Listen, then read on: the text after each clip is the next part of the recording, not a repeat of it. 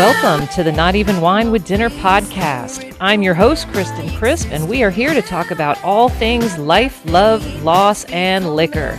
So let's uncork the bottle and get this party started.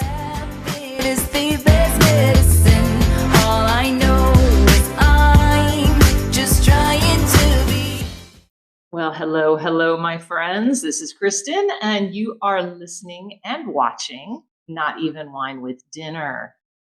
So welcome. I know that I have been all over the place these last few weeks, and I apologize. And I probably apologized when I launched the last podcast. So I'm going to apologize again because I just feel like I've been a bit scatty with my consistency this last year, since 2026 began. And to be honest with you guys, I'm really quite shocked. February's almost over. Like, what the actual hell? What? How is it that we are in like the last week of February already? It feels like in a blink of an eye, it was New Year's, and now it's almost March. I'm just dumbfounded by it. So anyway, I just wanted to get back to doing my webinars, and hopefully this will work out that it can also be used as my podcast this week. I am still playing around with equipment. I have new microphones, a couple lavaliers, and I'm just checking out the best options for sound and all that kind of technical stuff. So if you are watching, you might notice that I am wearing a Not Even Wine with Dinner t-shirt. Here you go. If you can't see, there it is. That's me. You can find those on Bonfire. So I will put the link below in all of the content that I have, whether it's on the podcast or on my school page of where you can find it. And it's not just these t-shirts. You've got some t-shirts, long sleeve t-shirts with hoods, a few baseball tees, just to show that you are happy and super grateful to be nude if you are. So that's obviously all about sobriety. And the back of it, you can see in the back. Let's see. There you go. You're not really sober unless you're nude. And if you've listened to me long enough, you know what that means. So if you don't, then go back and listen to some of my earlier podcasts, and that will give you a sense of where this all comes from. So when I did my last podcast, I was like, I'm going to talk about love because Valentine's Day is coming. And I didn't do a new podcast before Valentine's. I actually spent Valentine's Day with my dad in Texas, which was really quite nice. I went home to go visit him and just check in on him. I don't want to say wellness check because that sounds like he's sick, and he's not. He's just getting up there in the numbers. He's going to be 86 next month, and he's doing all. I'm knocking on wood. He's actually doing really well, but I still like to go home every couple months and check on him. And so we ended up hanging out over Valentine's Day. It was very sweet. We had a nice time, and he cooked me some awesome steaks. So that was totally worth it. And, I've been with my husband now, oh my gosh, we've been married 15, together 18. So we've had some Valentines. So it was okay. It was okay for us to be separate for a year. Not a big deal. Some people think that's a big deal, but we're good with it. So what shifted was while I was home, something happened that kind of set me off. And I'm not going to go into the details of who, what, why, and when. But somebody made a comment, and it just really, really sparked, I don't want to say, well, it was a rant. It sparked my emotions, and I'm going to leave what happened out. But somebody said something to me that I just felt like was fairly inappropriate. And it wasn't necessarily offensive, but it was just kind of like, what makes you think it's okay to say that? So that is what we're going to talk about today. And it does apply to sobriety because we have a tendency to say things to people when they don't drink or they're not engaging in something we want them to engage in. And we have, yes, as a society, we have lost our filters. I think that's the best way to put it. We've lost our filters, and it's just not a good thing. We feel like we can say whatever we want to people. We can type whatever we want. We're keyboard ranters. And what's happened, I think, is that's translated over into real life, and where we feel almost too comfortable saying whatever the hell we want face to face with people. And so what happened was, again, somebody made a comment to me, and I was like, like I just literally was like, well, that was rude. And they apologized and they were like, I'm really sorry, I didn't mean it, blah, blah, blah. But it just hit me at the wrong place, wrong time. And so when I walked away from that situation, I got really anxious, angry. I started to tear up, like I was going to burst into tears, but I was heading out for a fun event. And I was like, I'm not going to cry. I'm not going to cry. I'm not going to ruin my mascara. Like, fuck this. I'm not going to get my emotions. But I was desperate to rant about it.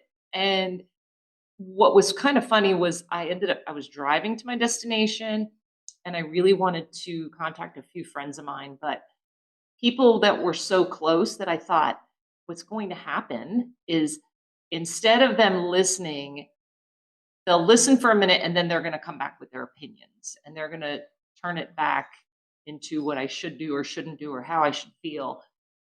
So I ended up leaving a voice message for a friend of mine who is like, we're close, but we're not besties. And we tend to just we're really good listeners for one another. We're good sounding boards. And I think that's important too. We have to find people who are sounding boards, and we need to be sounding boards.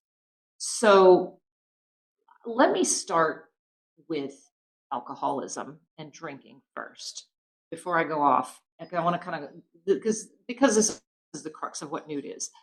And I have talked about this before, but when somebody tells you they don't drink, or when you offer somebody a drink and they say no thank you, that should be full stop. That should be the end of the conversation. As soon as someone says no thank you or I'm good, that should be full stop. But what happens is it's very common for people to say, are you sure? What's the matter? Why aren't you drinking? And my personal favorite is, did you have a problem? Now I'm jumping ahead a little. And first of all, that just puts the person who's not drinking in an awkward position, feel like they have to justify their actions and say why they do or do not want to drink. It could just be they're not somebody who had an addiction problem or an alcoholism problem. It could be just somebody that's like, I'm just not in the mood for a drink tonight. And that's perfectly fine. But what I'm really trying to address here is why we feel that we have to push people. So I guess if you ask somebody if they want to drink and they say no, that should be the end of the conversation. Okay, well, what can I get you?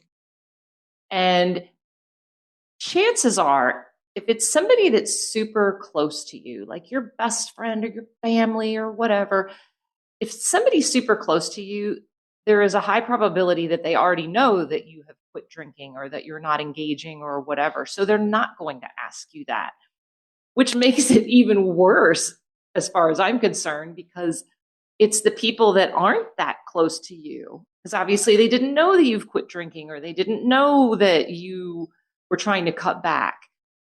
So it's the people who aren't the closest to you that are the ones that are giving you more pressure. And it's not okay. You know, I did a podcast on how no is a complete sentence. When you say no, period, that's that. There's no but, no because. You shouldn't have to follow up like that. So when somebody asks you, or when, let me flip it on you guys who'd be asking, the people who are asking. When you're asking somebody if they want something or want to do something or want to engage in something, whatever that may be, and they say no, or not today, or not this time, or not right now, that should be the end of the conversation. I'm okay with it. Are you sure? It's kind of like when the check comes and you're in a group at a restaurant and someone's like, oh no, you know what? I've got this. We always do the like, oh, are you sure? And we ask one time, and I feel like that's appropriate. It's kind of the same here. It's like if you ask somebody one time, are you sure? I can't get you anything. And they say, no, I'm good. That's it. Full stop. That's the end of your conversation.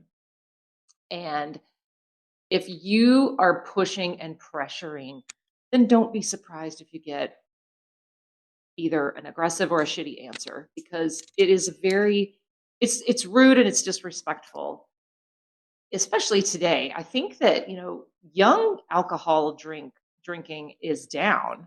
It's down significantly. And fun fact, I believe, oh, don't quote me on this, I believe it's Jim Beam that is not producing any more bourbon in 2026 because for two reasons. Number one, they have an excess of inventory, and number two, young adult drinking is down.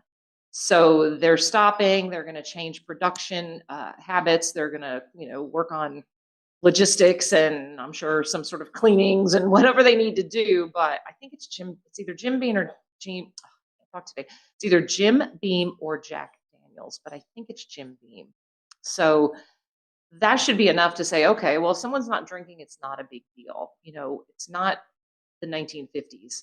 So if somebody says they're not drinking, then leave them alone. But if you keep pushing it, then you're probably going to get an attack in return. I've never done it personally, but it has pissed me off. I've had several people over the years when I've said I'm not drinking say, what do you mean? You're not drinking at all? And it's like, no, I'm good. Thank you. You try as the person who is quitting or is on the wagon, you try to just say, no, thank you. And at least I do personally. It's like, obviously my platform here is about sobriety and sharing my stories and telling information and trying to help people. But if I'm just hanging out with some friends at a restaurant, at a bar, at a wedding, at an event where there's alcohol, I'm now comfortable. I'm comfortable in those environments. But if I'm there and I say, "Hey, I'm good, no thanks," blah blah blah, there's a reason. Like that's not the environment that I particularly want to stand and like have like a whole conversation about why I'm not drinking. I'm there for another reason. I'm off duty, so to speak. But when you keep pressuring, it's just super frustrating. I had somebody at a boat show once bring me a drink and I said, thank you. I took it and I set it on a table. And then everybody was around drinking. This was actually when I was newly sober the first time. And they were like, you haven't touched your drink. And I said, I'm good. I'm good. And I was trying to avoid a scene and drawing the attention to myself. And finally, they just like picked it up and put it in my hand. They were trying to thrust it at me. And I was like, look, you know what? I said, I quit drinking. And the reaction, I mean, you would have literally thought that I had just told them that I'd been diagnosed with stage 4 cancer. His mouth dropped open. He was like, oh, what? No. Oh, wow. You're not drinking at all? Oh my God. Like it just went on and on. And I was like, oh my God, you are causing such a fucking scene. What is your problem? And I said nothing. And I'm just thinking, yep. And I'm smiling. And we're at a trade show. And he's like, oh my gosh, did you have a problem? And this was the first time I'd actually encountered this. And I was so caught off guard that I was like, well, but what? Like I just got dumbfounded. I was so uncomfortable. I was like, well, I've been drinking a long time. Or just, thought it was time to stop. He might have been one of the first people that was like, so you don't even drink wine with dinner? Not even wine with dinner? So I believe that might have been the first encounter that I came up with hearing not even wine with dinner. But anyway, it's just super uncomfortable. So, all right. So that's my spiel on sobriety. Like, leave it alone. If someone says no, no is no, period, full stop, all those good little terms there, and leave it alone. If you are close to somebody and you are concerned or you really want to have a conversation, then you need to do it in an appropriate setting. You don't need to do it in public in front of a group. You don't need to do it while you're at a bar and while you're drinking. Maybe that's a phone call for another day, or an email, or something to say, I noticed this. Is everything okay? Or is it something new? I'm sorry if I made you feel uncomfortable. Let me know for next time, that kind of thing. We just need to get back on the respect train. I just think that we've become so, like, I don't know, man. Is it like aggressive or shitty or nosy or what? We just feel like we can say whatever we want. Like, what makes you think that you can say that to somebody? And I mean, not just about drinking.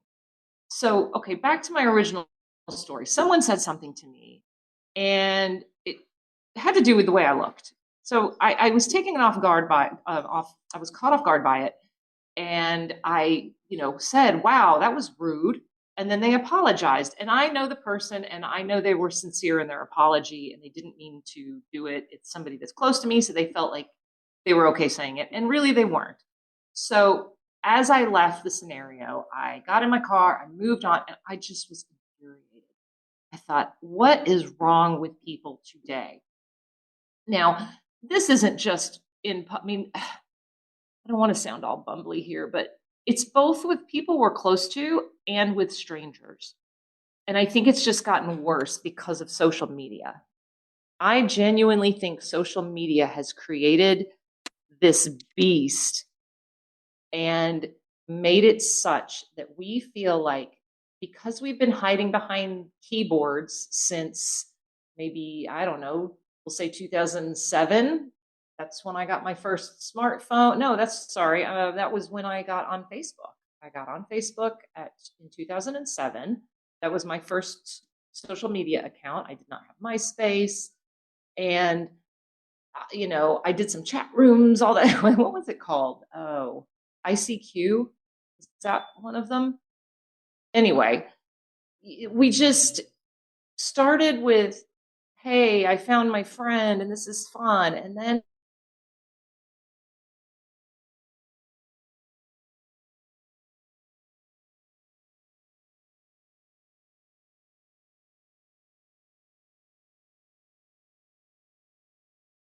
opinions, and I'm sure you've heard the saying, opinions are like assholes. Everybody's got one.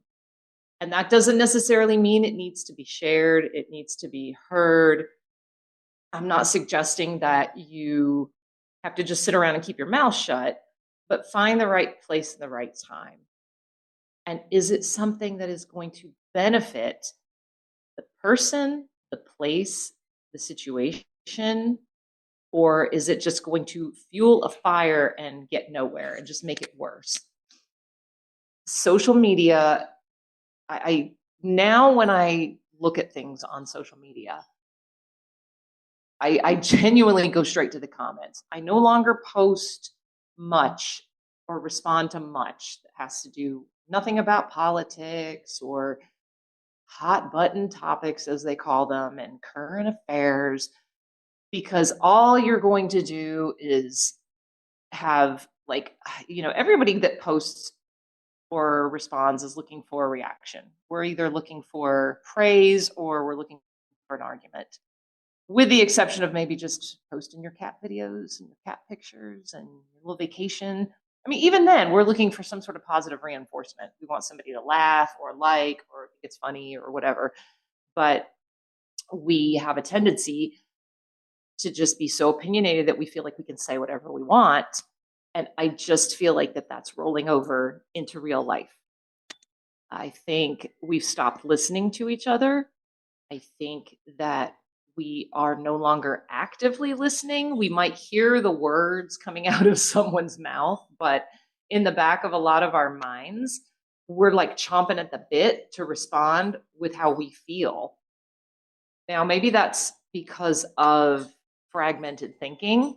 If you're not familiar with that term, look it up. A lot of it has to do with the way that our brains are becoming rewired from looking at reels all day or shorts, and our brain is being affected by this so much that we're just jumping on to the next thing, like 30 seconds, 10 seconds in, And pardon me, and that's why we have no attention span. That's why we're not active listening.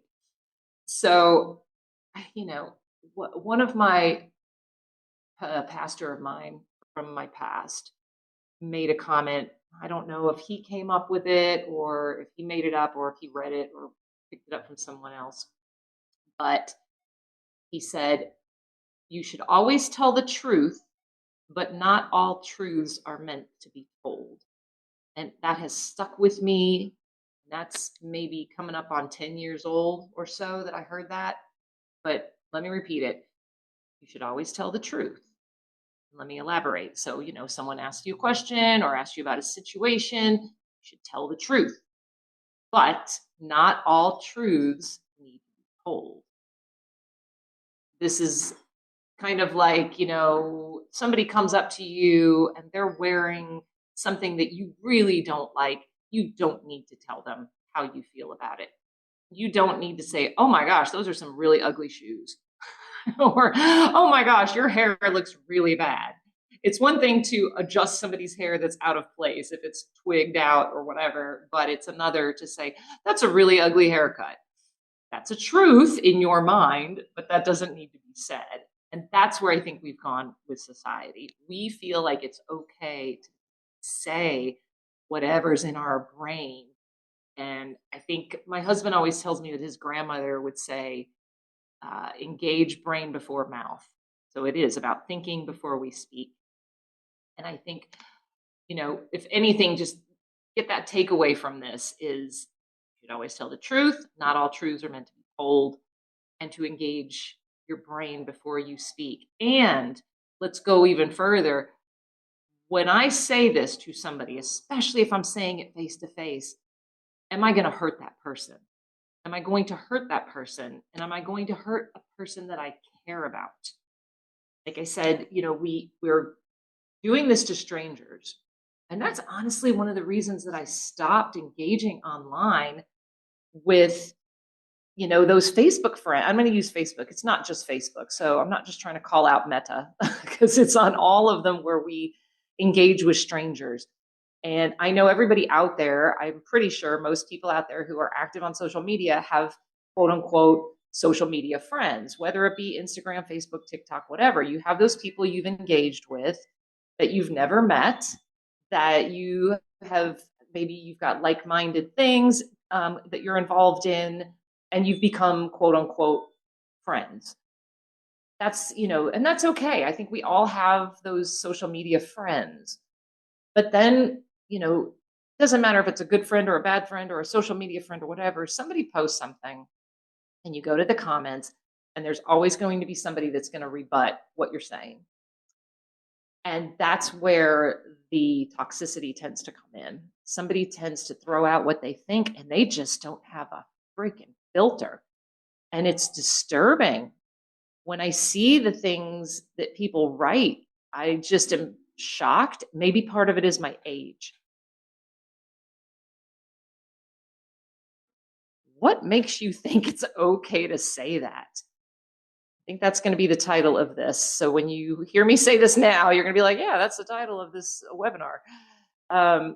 Yeah, what makes you think it's okay to say that? And that's what I think we need to look at. We need to look deep down in ourselves and just kind of go, okay, before this comes out of my mouth, how is it going to affect the person on the receiving end? If you are intentionally wanting to hurt somebody, well, then I feel bad. That's what your intention is. But it's that hurting somebody when you didn't intend to. And that's what I'm trying to get to. Trying to think before you speak. Think before you write. If you know that you're going to type something that's going to cause a trail of responses, especially the ones that are probably not going to agree with you, and it's going to get ugly, one thing I is, do you have the time to invest and give to spending time arguing with people on social media, especially if you don't know them? I think that we would be shocked if we actually added up the amount of time that we spend engaging with people online, especially people we do not know, and that there's really no benefit to it. There's no benefit to us. There's no benefit to them. There's no benefit to the conversation.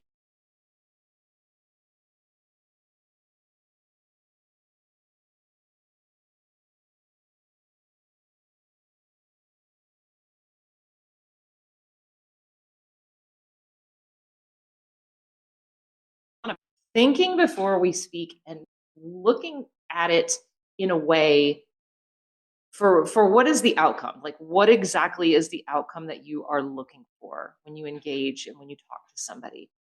And maybe asking yourself, you know, what am I thinking? Like, what makes me think it's okay to say this?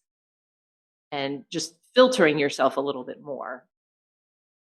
So I think that's all I got today on that. I really so this wasn't anything to do with Valentine's Day, but I think in some respects it is, because it's about love and it's about being kind to one another, especially people you're close to. You know, chill out on the engagement with strangers when there's no benefit to the good of mankind in arguing with, I don't know, Bob in Des Moines, who could be even a bot. It may not even be a real person that you're engaging with. Um, on a side note, I just watched something a couple weeks ago about how many bots are online and how engagement in your site, if you have a website or if you have social media, how there's quite a high percentage of engagement and accounts following you, especially if you're getting in the thousands of followers that aren't real people and they're bots. They're overseas, they're programming these fake accounts to engage with you, and then they're engaging with you so that you respond. So all this engagement just essentially fuels the fire. It can, create accounts for other people that have more engagement, and then there's monetary rewards for that, or it's just, again, fueling the fire, building the snowball. It's creating chaos. So try to take away from this the intention of stepping away from the chaos, almost throwing the snowball and throwing it up against a wall so that it bursts and it goes away and it disappears, so that that snowball isn't hurting somebody, it's melting. We need to be a kinder people, my friends. We're not in a good place in this world right now. I'm not saying that there's no good in the world. Of course there is, but just think before you speak, and remember, you should always tell the truth, but not all truths are meant to be told. So on that note, I am going to leave you for now. I hope you enjoyed this week's version of Not Even Wine with Dinner, and I look forward to seeing you guys soon. So as always, have a great week, and remember, stay safe, stay sober.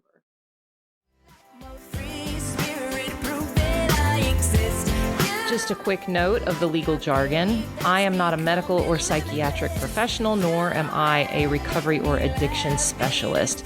This podcast is for information use only, and I am simply sharing my own experiences with sobriety, drinking, mental health, and wellness. I'm not here to diagnose or to treat. So if you're struggling and you feel like you are in immediate need, please contact a medical professional or call 911. Thank you guys again. Stay safe, stay sober.